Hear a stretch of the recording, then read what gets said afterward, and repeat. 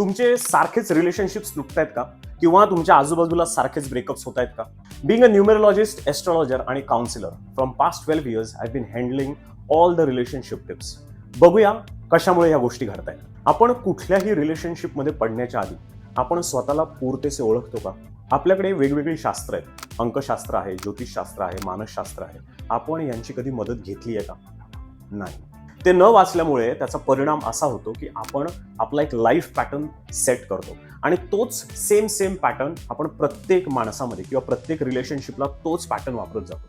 वेअरएज प्रत्येक माणूस तुमच्या आयुष्यात येणारा वेगळा आहे. त्याचं नेचर वेगळं आहे, त्याचं संभाषण वेगळं आहे, त्याचे विचार वेगळे आहेत, तो ज्या बॅकग्राऊंडमधून आलाय ते वेगळं आहे. तर हे सगळं समजून घ्यायला डेफिनेटली आपल्याला ह्या शास्त्रांची मदत घेतलीच पाहिजे. तर तुमच्या येणाऱ्या लाईफचा पॅटर्न कसा अचूक सेट करायचा याच्या 5 टिप्स देतो.